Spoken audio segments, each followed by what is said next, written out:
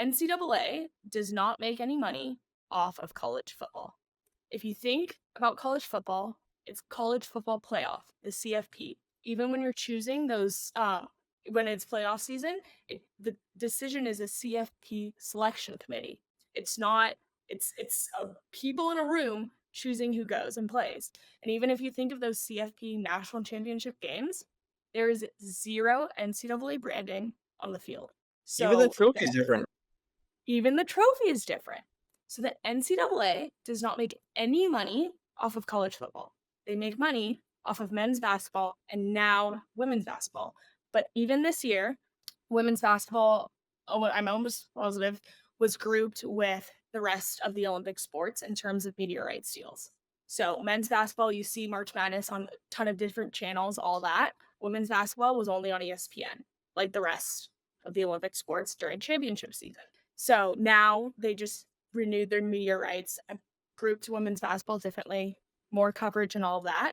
So it's interesting how the business landscape of the media rights, it has so much to do with the your brand, again, NIL, of your conference, of your athletic department, all of that. So it's an interesting model to say the least.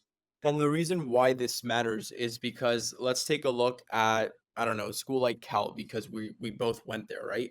We're talking about pretty much 30 teams. And those 30 teams depend on two teams. And the players on those two teams, it's pretty much a full-time job on top of academics. Prior to 3 years ago, they could not make a single cent. Of course, they were on scholarship and had plenty of benefits, no doubt about that. But they are also working full time. And in our case, there's 900 student athletes, and pretty much 800 of us depend on them. So Mhm. that's why it's fascinating, and it's important to understand that athletic departments depend on their football teams, but the NCAA depends on men's basketball pretty much traditionally. Now women's basketball is also up there, but we're talking about $1 billion business happening in March.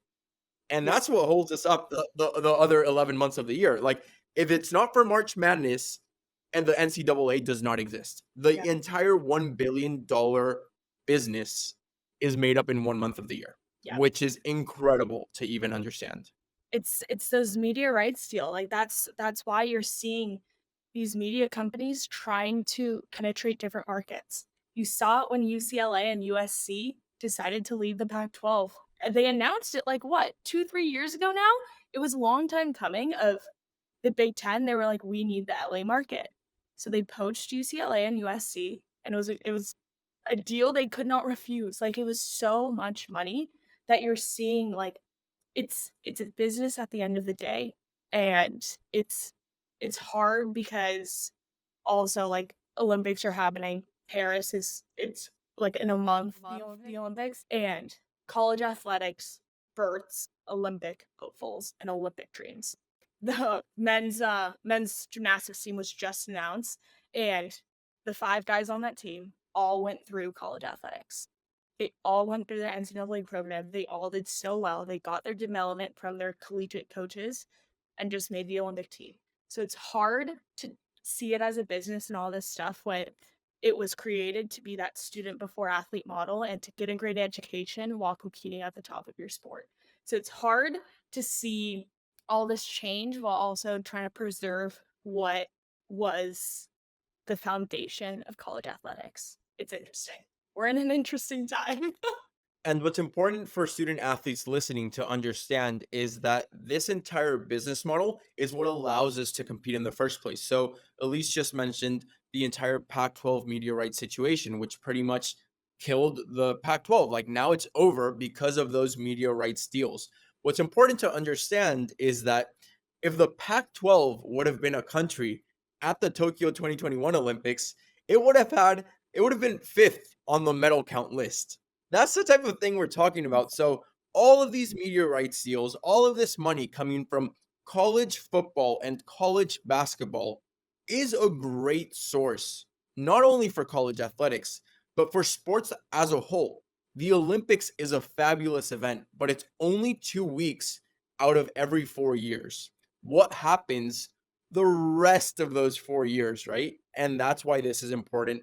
That is why this matters. That is why these times are crazy. And if we don't understand the business going on behind it, whether that's at the macro level or the micro level, and that includes NIL, by the way, we will just get lost in the process and lost with all these different headlines.